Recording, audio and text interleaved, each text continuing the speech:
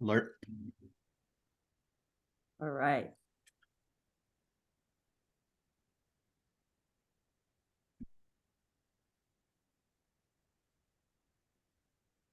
So I'll start like this and then I'll intro and I'll remove my spotlight. Perfect. Cool.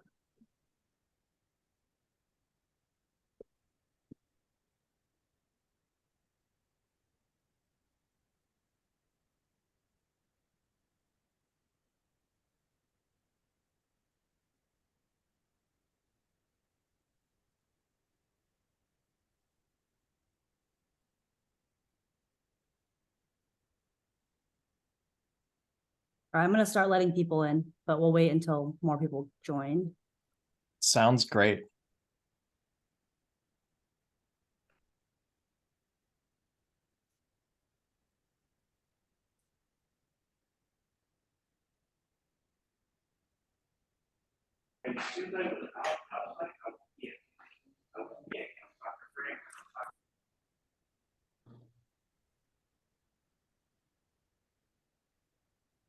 Hi, Johnny.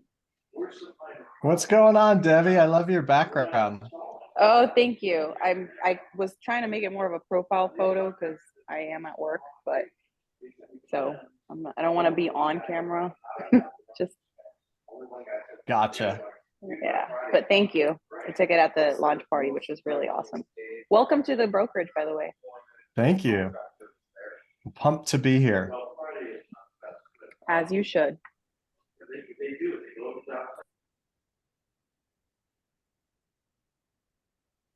We'll give it a few more minutes. Yeah. Welcome, everyone.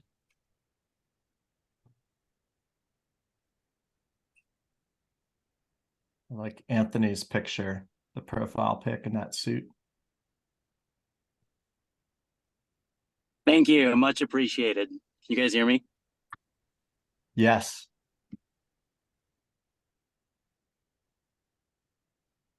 Matt. What's up? Good to see you. Good to be here. Absolutely.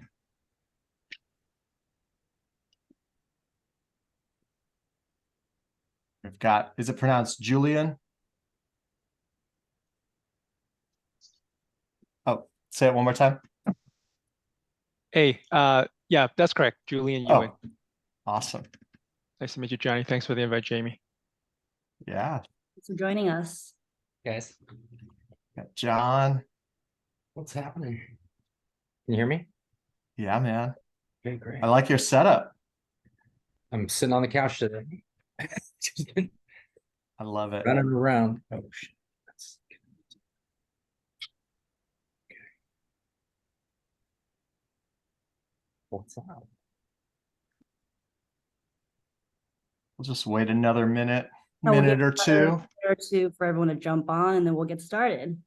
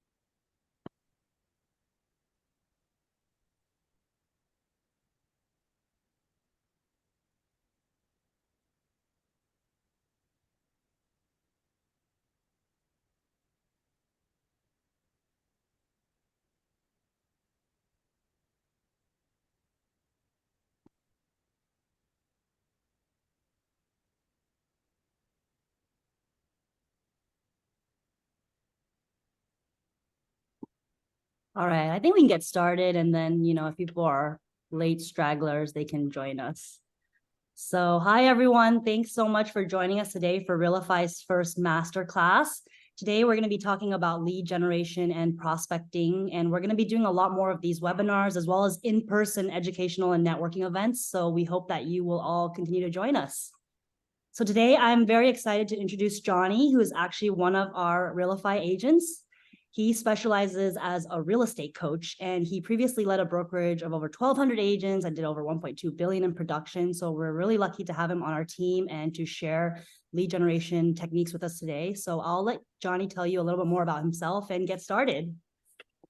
Absolutely. I am going to be doing a screen share. So just switching over to that right now. And can everyone see? We good? Thumbs up. All right. I find intros to be funny, and I thought it would be best to do it through pictures. So a little bit about myself is I've been in the real estate industry for over 15 years now.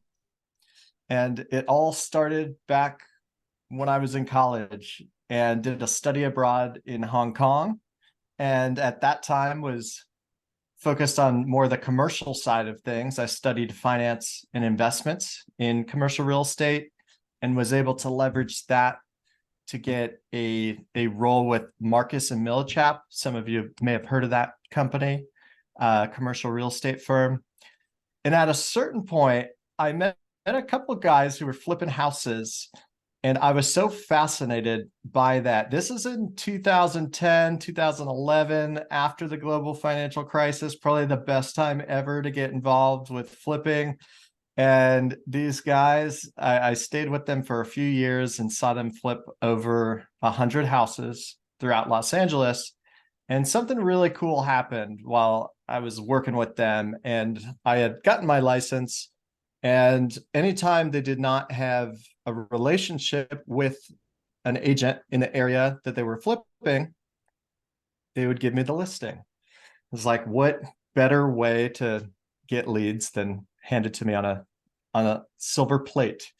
I then started realizing real estate sales is pretty lucrative. So at that point, I went on my own and created my own brand and had a small real estate team and sold real estate all over Los Angeles, and eventually would become a manager of a brokerage. And you had the numbers right, Jamie.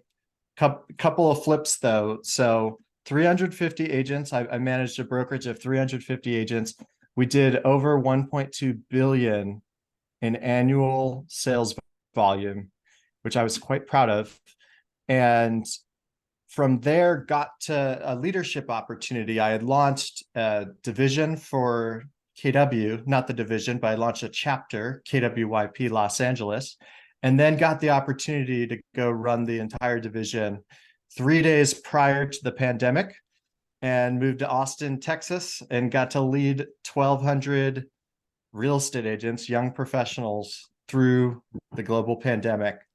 And come full circle, I am now on my own. I do coaching and consulting, and I am happily part of RealiFi as an agent as well. So that's a little bit about me. One thing I want to say, I love interaction. So as we go through this is not me talking at you at all, but instead us going on this journey together. And there will be various parts throughout this where I would love your participation. So I'll let you know and give you some prompts, and feel free to drop anything in the chat as well. We'll be checking on that periodically. But to start, we're just going to go over some basic definitions just to make sure we're all speaking the same language. And then we're going to start with why. That's a Simon Sinek principle. We'll dive into that a bit. We'll go back all the way to the basics with what are leads? What are all the existing lead sources that are available to us?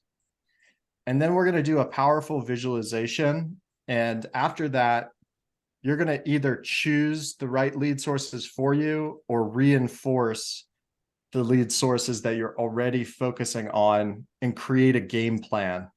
If I'm ever going to lead a class or a masterclass like this, I really want you to walk out with tangible items that you could go and use directly in your business later today or tomorrow.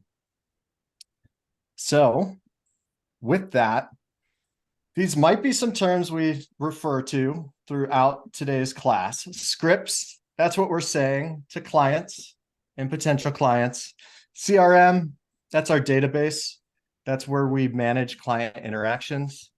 As real estate professionals, we all have access to email platforms, text platforms, and we're going to spend some time today on a lead funnel and seeing what happens all the way from contract or contact when you first meet somebody to the very end of the sale. We're going to break that down. We'll also might touch upon scheduling tools to book meetings, social media tools, analytics. We'll be talking about that for sure. And then other basic tools that we all need to be real estate agents is MLS, contracts, and e-signature platforms. So now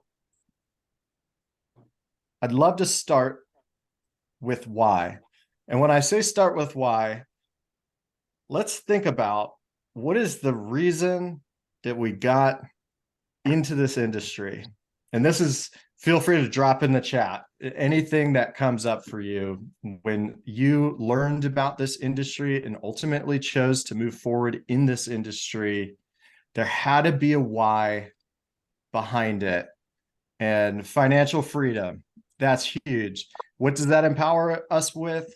Ultimately, options, right? Freedom. We could do whatever we want if we get that financial freedom. A lot of today's class is going to be focusing on the how and the what in order to fulfill that big why. Autonomy, freedom, love it. So what is a lead? Let's start at the very basics. Let's strip everything away. What is a lead? And feel free to drop it in the chat or come off of mute. A prospective client. Okay. Potential client. Awesome. Anybody else? We have some upvotes. An opportunity. I like that. I haven't heard that before, but I really like that. Jamie, look at that. Anyone you know is a lead. So that's the direction that I'm going with this is by the end of the day, leads are humans. They're people. And when we think about this real estate industry that we're in and having success within it, it's directly correlated to the conversations that we have with people. It's the most simple way we can describe it. Now, what are lead sources? And by the way, if there are any that you know of that are not on here, please drop it in the chat because I'd love to add them. Sphere of influence, referrals, networking, social media, search engine optimization, open houses, cold calling, door knocking, handwritten notes, FSBOs, for sale by owners, expired listings, educational events, divorce, probate, community pages, and then more on the paid side, we've got online advertising, paid leads, direct mail, sponsorships, even local advertising, billboards, park benches, grocery carts. We'll talk about each of these, but before we do, I do want to ask, is there anything that you would add to this list? Unions. I like that. Anything else?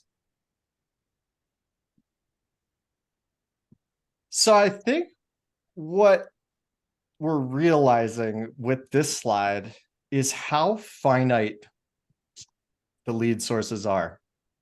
There's not 100, there's not 1,000, there's not 1,000,000.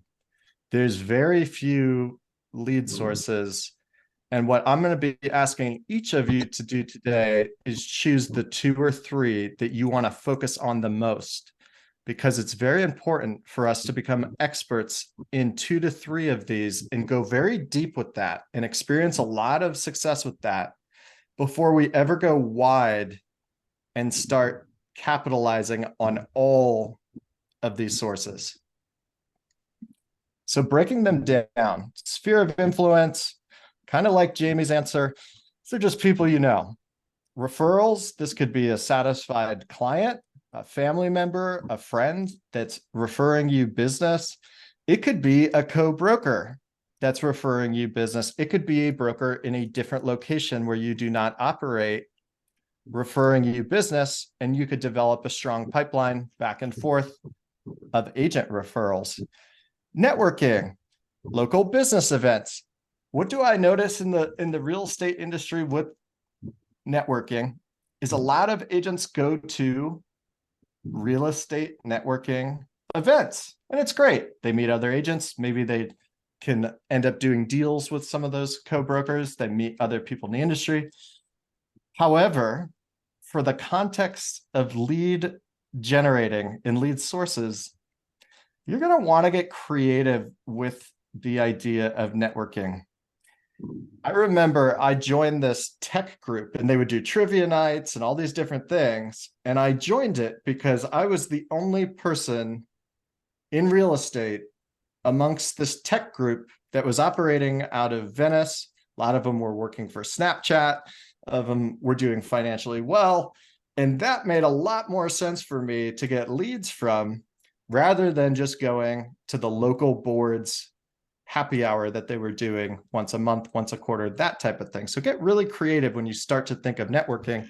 And also financial advisors, they're advising people on what to do with their money and what happens when a financial advisor realizes that one of their clients is at a point where it's going to make more sense for them to stop renting and start buying real estate.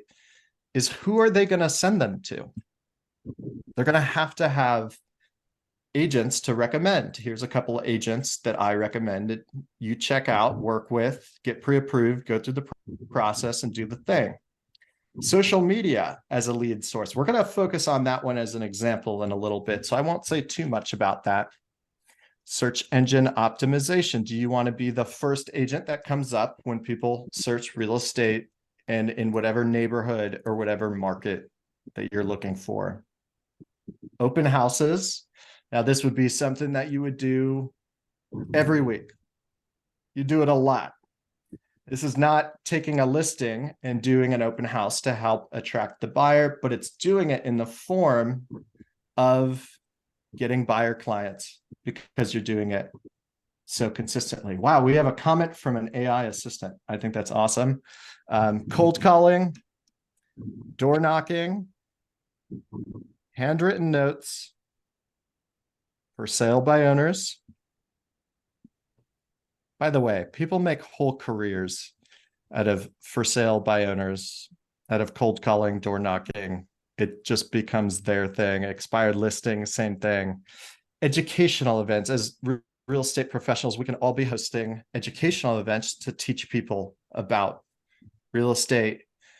I also know agents who niche down so far that they're just focused on people that are experiencing divorce and helping them liquidate assets or get out of the house that they're currently in and buy new homes.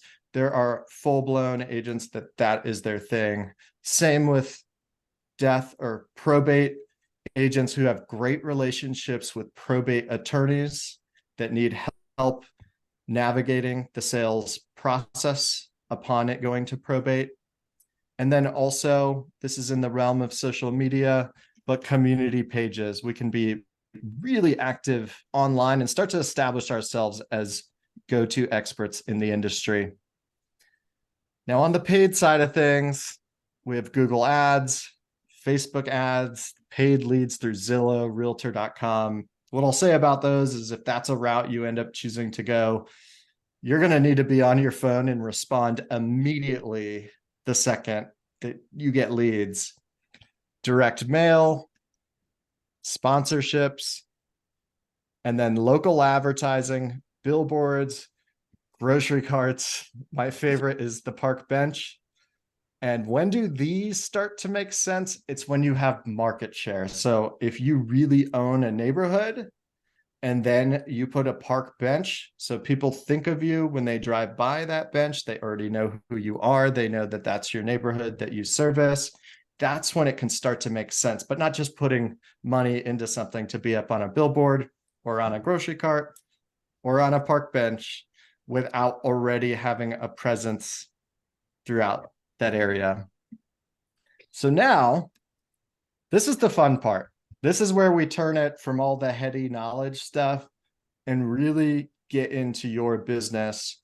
So if you're able to, if you're not driving, I'm going to ask us all to close our eyes, and we're going to do a really powerful visualization. And right before we do, I want you to take a look at the different lead sources we discussed just now, as I'm sure there's a few of them that have started to resonate with you. And my hopes is that after this visualization, you'll have clarity on exactly which ones you need to focus on in order to grow your business. So everyone, if you're able to and not driving, take a moment and close your eyes.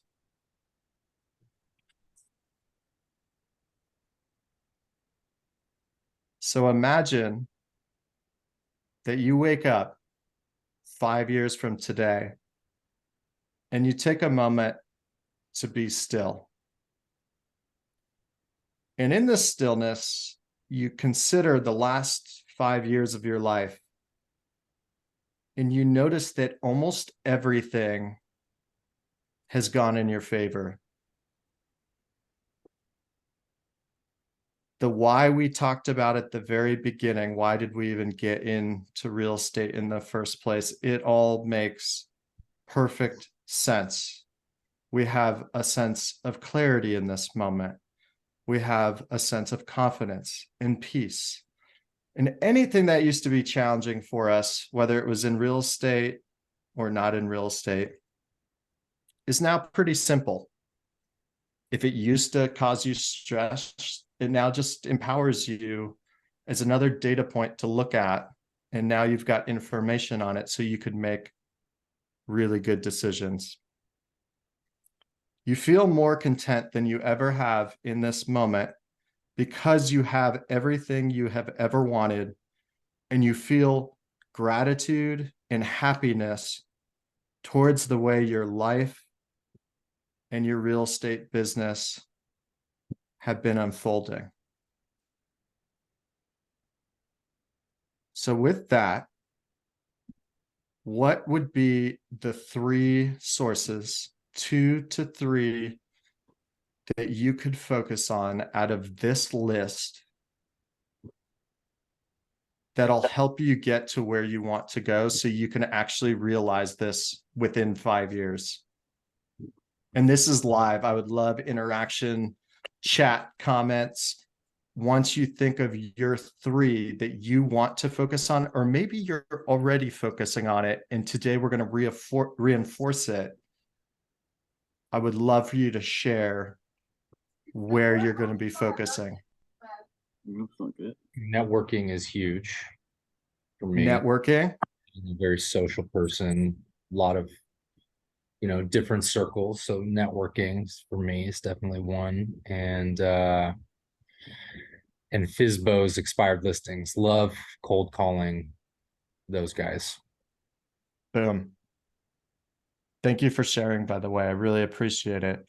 Who else? I'm seeing some in the chat right now, so please feel free to use that as well. Sphere of influence, referrals, networking. We're simplifying everything. We're figuring out where do we need to focus. Who else?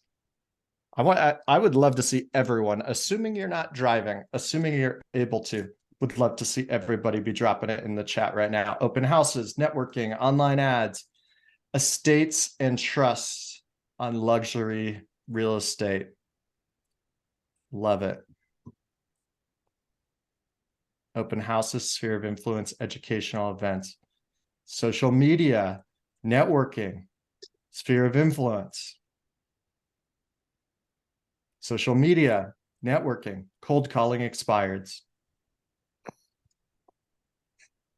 Do we each feel that we have our thing? Because I don't want to leave anybody behind in this masterclass. Referrals are a great byproduct of great service. Excellent point. Open houses, definitely. And drip campaigns. Sphere, network, open houses, events, social media. It looks like a couple are getting combined, open houses as events, Sphere and network, social media, networking referrals, and direct mail. Monica, direct mail, networking. Well, first off, thank you each for participating at the level in which you are.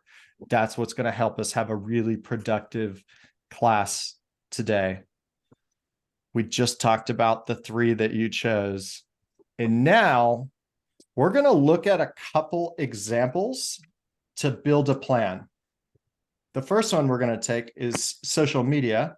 So if that's not one of yours, feel free to either tune in to what we're talking about or start building your plan with your other ones. But we're going to take an example. So for instance, if I'm going to choose social media as one of my lead generation sources, I need to treat this like a business. I need to be running this as a business. So the first question I'm going to ask myself is, what platforms am I going to use? There's a lot of them. There's TikTok, there's Instagram, there's Facebook, there's Threads, there's Twitter, there's LinkedIn. There's a lot of them.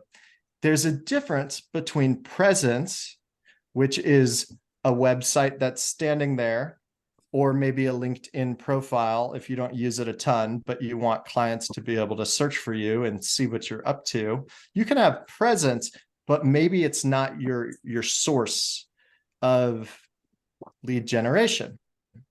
So if I were to choose one like Facebook, my next question will be, what's the cadence?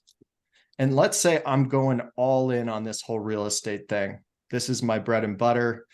I really desire that life of options, of freedom. I'm going to create a system that I'm going to use every single day. So what could a system look like? Well, it could be a daily 10-5-3-1 system where you're only spending 20 minutes a day doing this, because again, this is business. This isn't you jumping on for fun and liking all your friends' posts. This is jumping on, seeing all the interaction every single day, going and liking 10 posts, making 5 comments. So when you really like a post, making a comment. It does not have to be about real estate. Remember, leads are humans. Somebody posts that they just went and saw the Barbie movie. Maybe it's a question. Maybe you haven't seen it and you're going to say, hey, I've been meaning to check that out. Is it worth it? That's a question.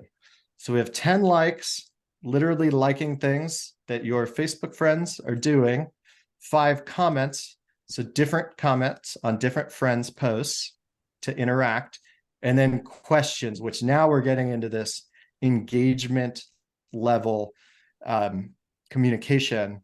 And we'll be talking a bit about communication today. And then a direct message. Imagine if you did this every single day. You'd literally send 365 direct messages, over 1,000 questions or interactions with your Facebook people. And I'm not that great at math, but it's going to exponentially go up for your comments and likes as well. Now, let's say you wanted to supplement this with Instagram, if you're choosing social media. Well, maybe you decide, I'm going to do a cadence of 3 times per week. Maybe it's not something I use every single day. I'm not in it 5 hours a day, but I'm going to be posting 3 times per week. Well, I mentioned at the beginning of this, I am a real estate coach and consultant. And one of my clients who lives in Chattanooga and is attempting to bridge up to more of a luxury market, but not leave all the first-time homebuyers behind that he's originally helped early in his career, was looking for something. So I ran over to my best friend, ChatGPT, another AI bot, and said, hey, can you help me come up with a post for 3 times a week that we're going to do in the month of August? I think the day I actually did it was July 31st. And it created for me And I described a bit about Jeremy. He enjoys the outdoors. He loves featuring local businesses. This is who he is as a real estate agent. And it just came up with the plan for me. Now, I'm not saying this to put all your creativity to the wayside, because we ended up going through each one of these points and figured out, do they connect with him or not? And if something did not connect with him, then we did something different. We put something different in its place. And yet, why would we not use powerful tools that are available to us to help source our own creativity, so it doesn't feel like every day we're saying, what do I post today? We're tracking so far. We see how we can take something like social media and get really purposeful with it and actually start running a business with it. Well, whatever categories you did, whether it was networking, direct mail, I'm looking up FSBO, divorce, whatever you did, you're going to want to create a plan around that. So if it's networking, it's how many times per month or how many times per week. And then think about the platforms where we were doing social media and we were choosing Facebook or Instagram. What type of networking events are you going to be going to? We want to start getting really purposeful with our actions, especially during this time where I'm reading the news every day about interest rates going up. And there's so much about that. We want to be really strategic with the time we do have in order to start funding our business. And we're going to talk about that process of moving people along. So no matter where you are in your real estate business, activities will come down to contacts. These are conversations you're having with people. By the way, I've heard these defined in a bunch of different ways. Does it have to be about real estate? For me, it does not, because I'm big on nurturing relationships. And by my presence and constantly posting about real estate stuff, my thought would be that they know I'm in real estate, and I would get really purposeful with them during times in their life to talk about real estate. But more so than anything, contacts, appointments made, appointments held. Just because you make an appointment, you might get the cancellation day of. Agreements, this will be signed listing agreements or buyer broker agreements. And then ultimately binding contracts, which will lead to money. So if I start tracking these different things, this is another time where I'm going to ask you to interact. But let's say I'm looking at it all and I'm actually doing great at contacts. I'm committed to whatever system I created to lead generate. And I'm really good at making appointments as well. And maybe even have a system where day of, I text them first thing in the morning. Hey, really excited to connect with you at 2 p.m. Bring A, B, C, and D. I'm looking forward to seeing you. But let's say that this person, this example agent, isn't getting agreements. So they're obviously not getting binding contracts. What might be going on in that person's world? If you were coaching this agent and you say, wow, you're doing great with contacts, you're making a ton of them, you're making a ton of appointments, you're not getting any listings, you're not getting any buyer brokers agreements. What are some things that could be going on with this agent? Live question. Chat box, unmute yourself, whatever. See it being very forced and disingenuous and it coming off as preachy, if you're it could. Yeah. And I saw somebody drop in the chat too, Julian, not as aggressive with follow-ups. Maybe not asking for the agreement. I think we could all agree that with this scenario, we talked about scripts at the very beginning. I'd want to look at like, what is this person saying? If I'm a coach, how could I guide this agent without knowing where the issue is coming from? So each of you once you start to track, or some of you, I believe, are tracking the amount of contacts you're making, appointments made, appointments held, agreements, and ultimately contracts. Once we start tracking these things, we start to understand where we can improve our business. Maybe we've got an incredible ratio of holding appointments to getting agreements. And the only issue is that we're not feeding enough contacts into the funnel. So we're not holding many appointments. And by the way, that creates pressure on yourself, because if you've got one deal under contract right now, and you're really dependent upon that money, you're going to be very attached to the outcome.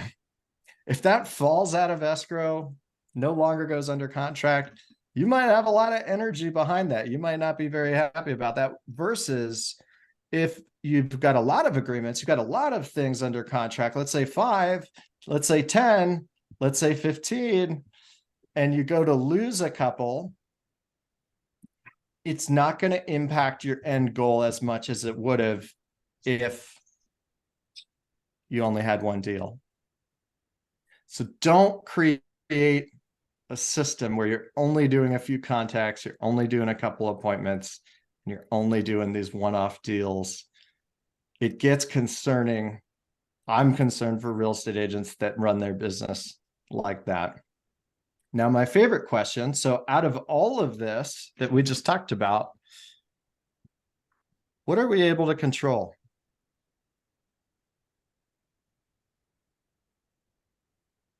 Being on time.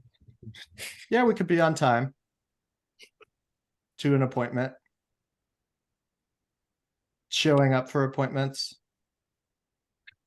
our choices, yeah, Staying unemotional. following up after appointments, yeah, preparing for appointments. Yeah, I love all these answers, and I will say, yes, I love that, Debbie. Debbie's a person of integrity, keeping our word, doing what we say we'll do. Amen. I love that. What I will say about an appointment, making an appointment, and you showing up to the appointment, you can control that. It doesn't even necessarily mean that your client's going to show up. And by the way, if you make an appointment, go to your appointment, being prepared. Yeah. But what about what we're talking about today, which is really the lead generation? Building that plan for your business, building that system, committing to it, and doing it. Because to actually meet with somebody, it's going to take their side of the coin also to be able to make that meeting happen and hold it. For the agreement, it's going to be their choice also to list their house with you, to say yes to the offers they got, or to say yes to making an offer on that property. It's going to take them.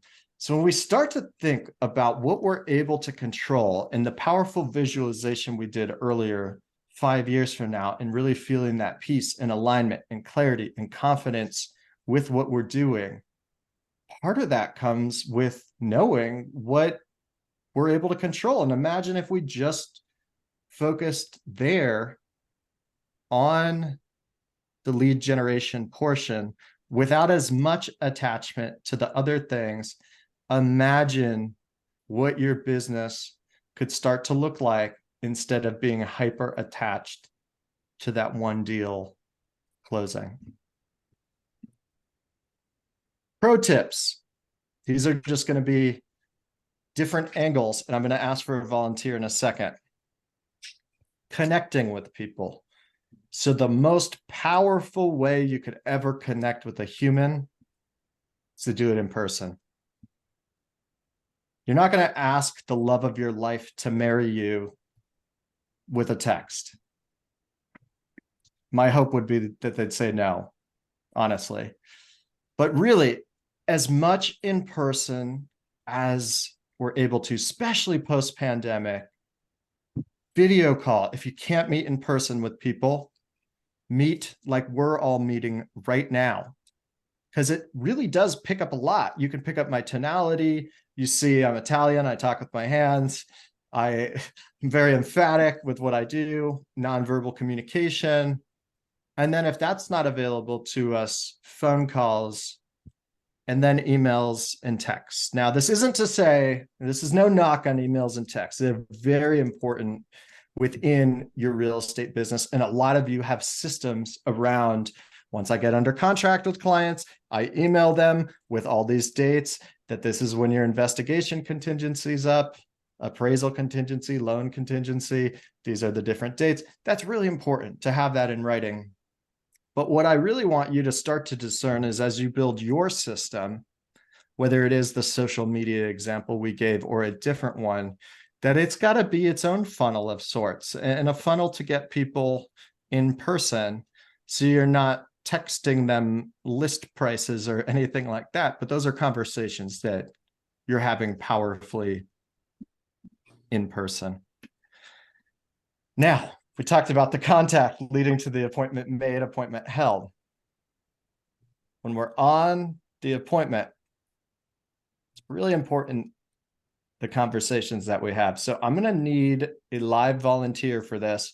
And we're going to go through a scenario where I'm the real estate agent and whoever my brave volunteer is going to be a buyer that I'm working with.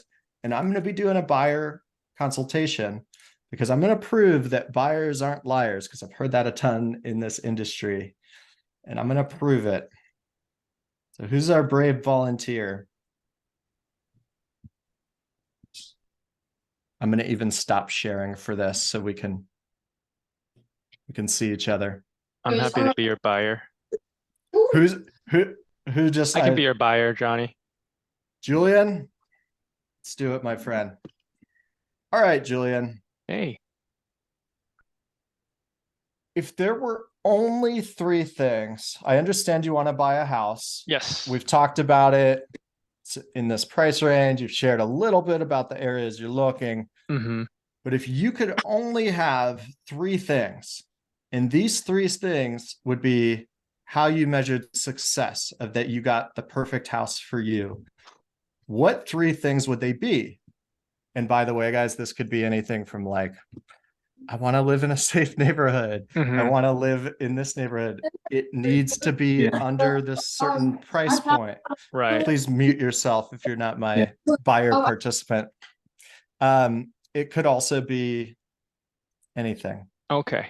Privacy, a view. What are the 3 things you need your house to have? Thanks so much for those great questions, Johnny, and taking the time to meet with me. The 3 things, I know my wife and I, we're trying to start a family, so having a good, strong school district is very important for us. Somewhere where we can just, find that forever home where we don't have to move around, just to go to a good elementary, middle, high school. So that's really that number 1 priority for us. The number 2 of what success will look like, at least 4 bedrooms, because we both work from home, and not having to share the kitchen, table, dining room like we're doing now would be very useful. So having that 4 bedroom where we have the master bedroom, she has an office, I have an office, and then a kid's room, that would be really good. And then to add on that second point, not having layouts where it's like too many different stairs going on, because right now we live in a town where it's like tri-level, so at most 2 stories. Ideal single story, but I know that's probably harder to get these days. And then the third one, we really like a yard, because we have a little 5-year-old terrier. He can't run around anywhere but indoors, and so every time we take him to the garden, he loves it. So at least maybe like a 6,000 to 7,000 square foot lot would be nice. So that's the top 3. Okay, excellent. Now, let me ask a couple more questions, Julian. So Yeah. when you say 4 bedrooms, Uh-huh. just to make sure we're on the exact same page, because ultimately I will be putting you on an MLS search. I've seen some incredible 3 bedrooms that have these really large dens. They just don't have a closet. So I'm curious, if I found one of those houses, would that be something you're interested in, or is it not having a closet? Is that a deal breaker? I actually didn't think about that. I think having that den, no closet is needed as for an office space. Yeah, absolutely. That's totally fine. So in kind of pause, step out of character, we've asked about one of the 3 points, right? Hmm. If we would have just heard Julian say 4 bedrooms is important.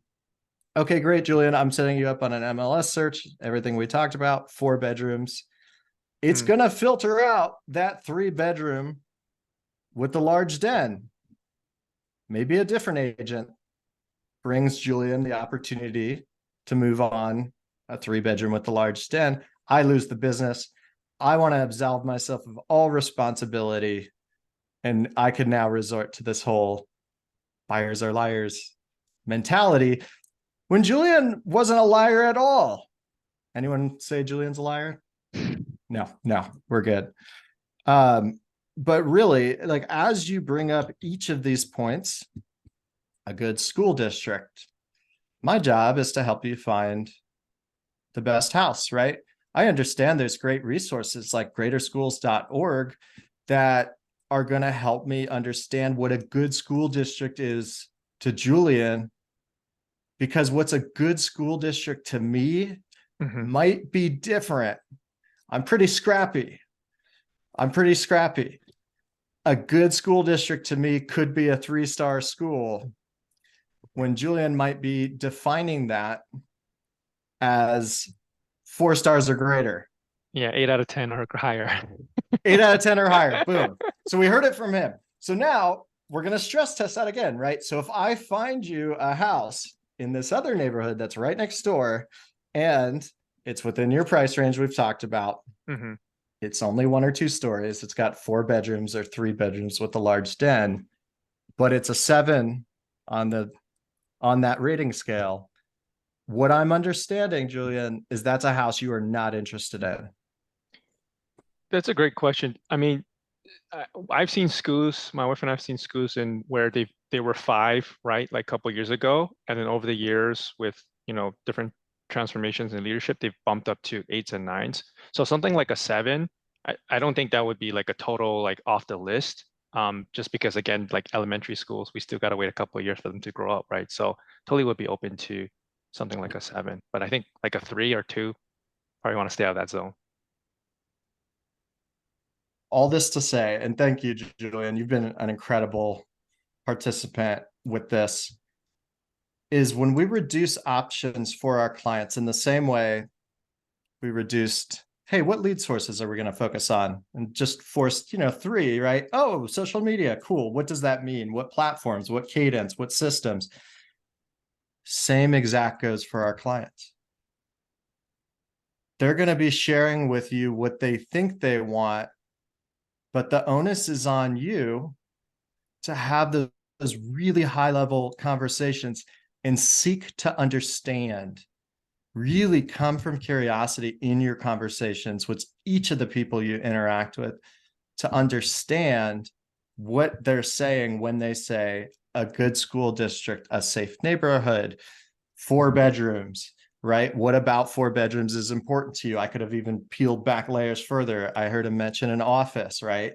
Now I can start to envision other things, creative things, maybe a detached garage that could be converted into an office with a regular 3-bedroom house, right? That's where the creativity comes in of everything that we work on together, not together, but everything we work on with our clients. And now I'm going to go back to screen share. But before I do, any questions so far or raised hands? Drop them in the chat, come off mute. Yeah, just a quick clarification. Thank you for that, Johnny. Yeah. These type of scenarios are obviously, in your opinion, best done in person, right? But I guess something even in a virtual face-to-face would also work, but ideally in like either in an office or a coffee shop, just nice and low pressure, casual conversation to get to know the person and their goals. Yeah, I just think it's that much more powerful to be able to have those conversations in person and look them in the eyes when you're having conversations. I saw earlier that somebody, when we were asking about what can you control, and they had mentioned that whatever reason, I think they're a person of integrity for what they had shared. I bet that person, when they're making a big deal, is looking at their clients in the eyes, probably concluding with a handshake. And there is that powerful connection. But Julian, you and I just had a pretty powerful connection. It's on video. But if I could, I would very much prefer it to be in person. I could pick up on more body language. Maybe your leg has been shaking this whole time and I could see that you're nervous or something, right? But that nonverbal is actually really important. Okay.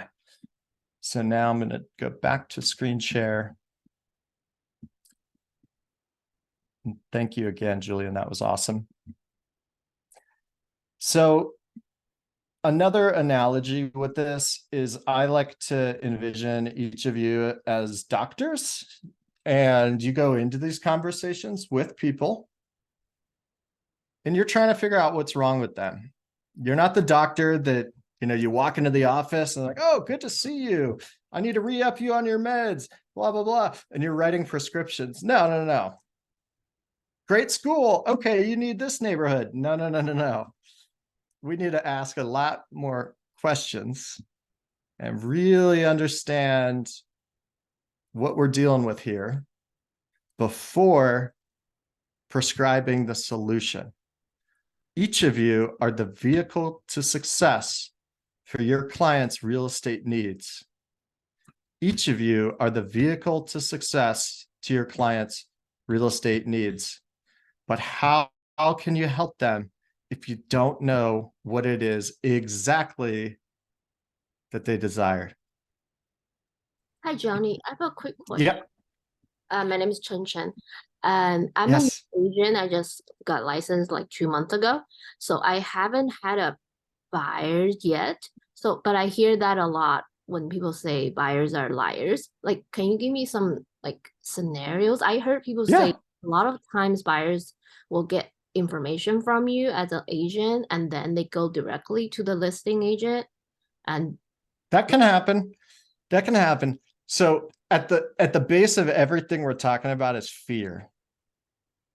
And I did not have fear when Julian said he needed 4 bedrooms. If I just heard he needed 4 bedrooms and I quickly assumed, oh, he needs 4 bedrooms. I'm putting on an MLS search, 4 bedrooms in this price range, in this neighborhood. And then another person brings him a 3-bedroom house, and Julian ends up using this other agent because they're bringing something that I wasn't bringing to the table. At that point, my honest feeling is that it's okay for Julian to work with that person, assuming we haven't signed a buyer broker agreement. Because I don't understand Julian. I wasn't in the realm of possibilities of what Julian defines of this 4-bedroom house. So it's easier for me to say Julian's a liar than say, hey, I messed up. It was actually 3 bedrooms plus a space for an office, which could be a garage, it could be a den, it could be so many different things. And yet it's easier for me to just say he's a liar. So just be careful with some of the narratives that you hear out there, because they're not necessarily true. They're easy things for us to hide behind as agents. It's fun over a coffee to say buyers are liars, and yet the truth is, where could we focus that to improve ourselves so your buyers are not liars? So you ask the questions that need to be asked. So you say, are you working with another agent? You actually go to the end of the road with them in your conversations so that you're not surprised. Agents don't like to be surprised. I said I wanted a house with a view of the ocean, and then this person buys a house with a view of a canyon, but you didn't show them that house because you didn't stress test what they meant by a view. And when they said view to ocean, you didn't say, well, if the view was beautiful, but it was actually of this park or this mountain or this, what I'm hearing is you still wouldn't want to see it because you want a view of the ocean. And that client would say, actually, it kind of depends on the view. I'd prefer a view of the ocean. And yet I think I view of Temescal Canyon, whatever it is, Mhm. I think that'd be great. So it's on us to ask enough questions and the right questions, which are whatever ones you need to use to get the information you need to be empowered and have clarity and ultimately agreement with them. Mm. But And the most, yep. when would you recommend an agent to bring up the what do you call it, the buyer's agreement to be signed? Yeah, and that's going to be a personal preference. Jamie, we'll make a note. We'll do another masterclass on buyer broker at some point, because I have a viewpoint on that that's really interesting, Mhm. that I would be happy to share with you. But for me, it ultimately depends on the relationship and some other factors before I introduce that or not. I know other agents that are really, they just do it every single client. It's a procedure. Other ones who don't do it at all. There is a place for everyone within that spectrum to be successful within the real estate industry, depending on where they land on that. And there's just different ways to do it, but I can help make distinctions on that. I do recommend it if it's there for you. If that's there for you and you're comfortable with it and the relationship is at a place where you could have that conversation, then do it. Got You it. recommend pre-approving buyers? Yeah, I do. Because when it comes to, let's say, showing a property, or I'm in $1 million price range, my script for that is, I'd learn if they're pre-approved, and if they're not, I'm curious to learn your purchase power.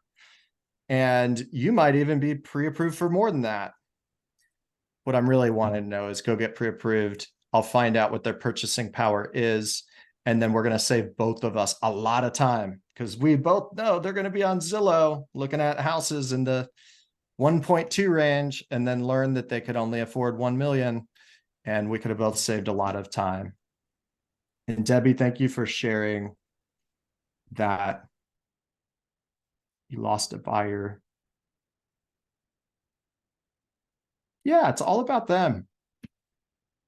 It's all about them. It's almost like your clients are starring in their own movie and you're that guide. Maybe some of you have seen Star Wars. There's always that Yoda figure that comes along with wisdom and helps them, but they're like the Luke Skywalker. They're the star of the show, but you played a role in it, yet you helped them actualize something that they desired. And that's what we do. All right, back to the presentation before I get into weirder analogies than Yoda. Okay, I do screen share. You guys are doing amazing. I really appreciate all the high-level participation.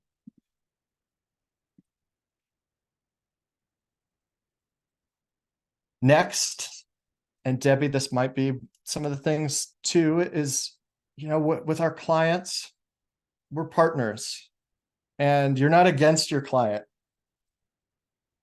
The buyer broker agreement could be a way of bringing you guys closer together and bringing a level of trust within the relationship that makes you, the agent, more comfortable with spending your time with them. And if that's what you need, then that's what you need. And then you guys partner together to go find them their dream house, to sell the house, to go invest in a property that has blank ROI or cap rate or cash on cash return, whatever language they speak. I'm going to be listening to them, mirroring and matching them, and then ultimately partnering with them. And together, just like the funny Yoda Luke Skywalker analogy, together we're going to go and defeat the problem or overcome whatever we need to overcome to get them whatever they want to get.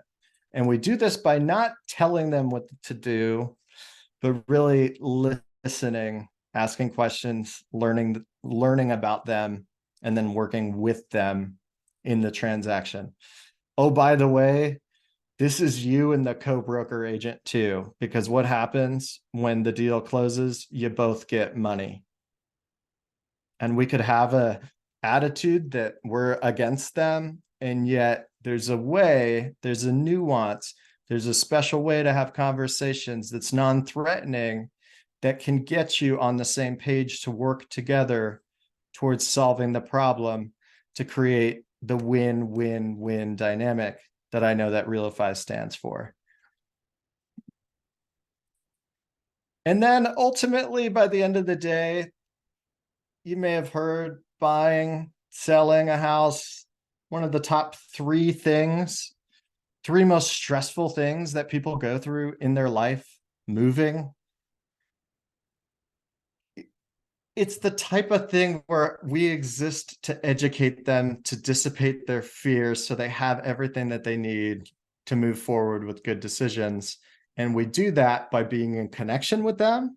I say here, real estate's a contact sport. So be on the offense and proactive. We talked about an email earlier where you get under contract and you send that email to your buyer with all the contingency dates. That's being proactive, not being reactive, saying, oh, your investigation contingency, other known as inspection contingency, was due after 7 days and it's 10 days in. Then we're coming to them reactively because something went wrong, versus being very proactive and ultimately being their guide. And the analogy I use on this for real estate agents is a pilot analogy, because I don't know about you, but every time I'm in an airplane and we hit some pretty big turbulence, I look right over to the flight attendants. If they're chill, I go back to my thing. If they have a look of concern on their face, I then feel incredibly concerned about my safety on that flight, right? So I almost like to envision that I could see through into the cockpit and see the pilot. And if the pilot has a demeanor that this is turbulence, we've hit it a million times and it's completely fine, then I'm going to know it's okay to behave completely fine. If I look over at the pilot and they're freaking out, then guess what? I'm freaking out too. Well, this is the same with your clients. They're looking at you as the expert in this process. And by the way, the word expert scares a lot of people. You don't have to be a real estate expert on day one if you're just getting started, but you can be a real estate professional and carry yourself like a professional and still have that confidence because you're in conversations with mentors and other people doing it at a high level. So maybe you don't always have the answers, but you know the people that will have the answers. So that in itself gives you your confidence. But you're going to want to really conduct yourself in a high-minded way and not freak out your clients. That doesn't make their lives any easier if this is one of the most stressful things that they're ever going to be going through. Now, next, I recommend, we talked about this funnel, asking yourself this question. If you had to do a deal this week, who is the person, or maybe investor or company, who is the person that is most likely to buy, sell, or invest in real estate? And if you have one that just pops to mind, write it down. If you have 5 that pop to mind, write them all down. See, when we go to figure out how are we going to spend our time, and we just agreed that some of the ways that which we do that would be through lead generation is a really good place to spend our time.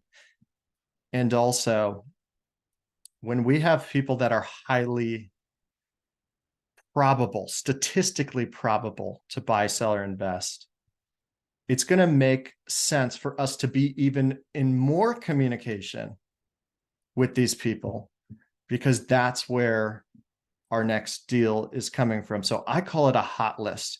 I recommend always having a top 10 list of people that are most likely going to buy, sell, or invest from you next, and really staying in front of those people in addition to the time that I'm carving out to create new contacts, to connect with people that I already know, to bring them along this journey. So to prospect perfect, to sum all this up, is not to be perfect at prospecting. I would never ask perfection of any of you, but instead being in focus with the action items that are in your control. If you understand what's in your control and what's out of your control, it's going to make your life a lot easier. And then creating a plan that you can commit to. That's to say, don't make calendar appointments with yourself to do lead generation that you're not going to show up to. We talked a little bit about integrity, and one of the ways to diminish our own integrity or self-worth is to make appointments with ourselves and not uphold those commitments to ourselves. Because if we can't uphold it to ourselves, how can we uphold it with others? So when you go to create a system, create the system that you're going to actually use to ultimately bring context on this journey that we've talked about today, ultimately leading to closed transactions. So this process leads to business growth, which is going to lead to more revenue generated for you, which ultimately goes back to that big why that we talked about at the very beginning, which is those options or that freedom in life. So now I'm going to ask for takeaways, whether there is a favorite part that you had of today's class or anything that you learned, or maybe you already knew it, but you just got additional clarity on it. And also feedback. This is the first time we're offering this masterclass, and we would love to hear any feedback that you have. And then I'll share with you a couple other items before we go, but please come off mute, drop it in the chat, share with me anything so far that you've taken away from today. Hey, Johnny, I think the biggest one for me, I'm not an agent, I'm a loan officer, but I think it still works in terms of, leading with that empathy, that conversation, and, that viewpoint of like, hey, it's not about you, right? It's not about you trying to close really quickly just to make a commission, but understanding what are the needs and wants, and also alternative goals that the borrower may be open to, right? So that role play scenario was really cool. Even though I was on the other side, like just seeing the way you were conducting yourself in a professional manner, and just taking the time to not kind of be like, hey, well, you should consider this as that, but just having that open-ended question really was insightful for me. So that's my main takeaway. Thank you for sharing that, Julian. And I really appreciate getting to work with you. And I see Gabriel. Thank you very much. John, really appreciate you saying that. Stress test, asking the right questions, how to spend your time strategically. You guys are getting hearts and upvotes for your participation and sharing what some of the other group members are thinking. Is there anything else? Are there any questions or any ahas that you want to share that was maybe different from something that hasn't been said? And I do want to make sure to get to invite you to something before we do end up hopping off today. So I think for me, thank you for everything, by the way. I definitely took several nuggets of information. But one of the things that I've gotten from people outside of real estate has been, well, why don't you also reach out to this circle and also to this circle? And it's easy to get caught up in what several people are repeating to you. And I've always tried to refocus back. Okay, what is the person I look up to doing? Right. And you just reconfirmed that right now by saying, try to actually narrow down instead of expanding. When you're at the very beginning or like in your earlier stages, it's better to niche. That was something that you kept bringing up versus trying to be everything to everyone. And secondly, how you always, no matter the topic you were covering, whether it was lead genning or following up or closing the deal, it was always bringing back the responsibility to us as agents, and just knowing like, okay, the tools are out there, and if you're okay with where you're at, just know that you're there, whether it's good or bad, because of you. So that was it. So, but I really appreciate all of your knowledge and time, and it's been very valuable. Thank you. Absolutely. And thank you for sharing that. And to reiterate, this idea of going deep, really crushing it with 2 to 3 things, and then going wide. Because if you're really crushing it and you're making a lot of money, now I could start to look at, do I want the park bench or the billboard or the paid leads or again, it's options. So that whole big why on a macrocosm level for our existence and purpose in life versus our purpose in real estate, it's once we start to fulfill the purpose in real estate to generate the money that we actually envision for ourselves, then we have a lot of options. You could bring on other people that are doing different things. You can build a real estate team and bring on someone who specializes in probate. And now you're starting to get market share in an area where you don't currently have market share. Anything else? Well, I do want to invite each of you to a group coaching that I'm doing next Tuesday. I'm launching my own group coaching community, and I talked with Jamie about it, and she said it was okay that I talked to you about this, but it's helping agents really move into the next generation of being an agent. So we talked about AI and some of the tools that are available to us for leverage. And I have been doing real estate coaching for a really long time. And I have realized I can only help so many people one-on-one. And yet a lot of the conversations are the same. They're going through similar things. And I do have an ability to get in front of all of them at the same time. So I'm going to drop a link if you're interested. Next week's completely free to attend, and I'm going to be overviewing the entire program and what it consists of, but would absolutely love to have you. So I'm going to drop that here.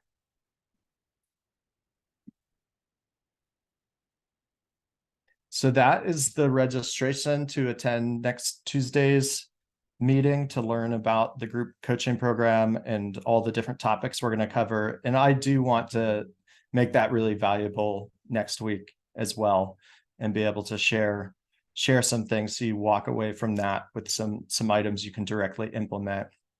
The only other thing I'm going to share right now before bringing back on Jamie for any closing remarks is my Instagram handle, because I absolutely love Instagram and getting to connect with different agents through there. And if there's ever anything I can do to help you, and a lot of you that are on RealiFi, we're in the group text already on WhatsApp. So already in touch with some of you, but thank you so much. Ari, thank you. Really appreciate it. And Jamie, thank you so much for having me today to get to teach this first ever masterclass for RealiFi. More to come. Thank you so much, Johnny. That was so informative, and I actually learned a lot as well. I think I really liked the demo that you did with the potential buyer. Thank you, Julian, for volunteering again. But I think you're right. I think I'm thinking back, and I think about, like, sometimes there's clients that I've been working with for a long time and they end up buying a house with another agent or something like that. And I try to figure out why. And like, I'm thinking back, and probably some of the times maybe I was like only looking for that ocean view house, for example, or maybe I just didn't ask them the question and do that stress test to see if that really was a absolute deal breaker, you know, because when your client tells you their criteria, you kind of just take it as it is. You enter it into the MLS, you put it in. So I really like that advice, very much so. I think if you're okay with it, Johnny, maybe we can see if anyone has any questions. Yeah, absolutely. Yeah, if anyone has any questions, feel free to unmute or throw it in the chat. Otherwise, we can wrap it up. Thank you each for being here. Let's see. Anyone?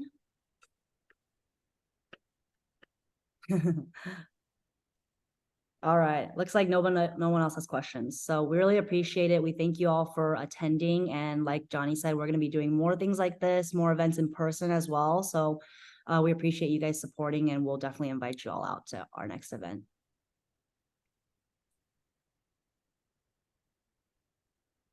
All Right, right. thanks, team. And Monday, don't we have an event going on Monday?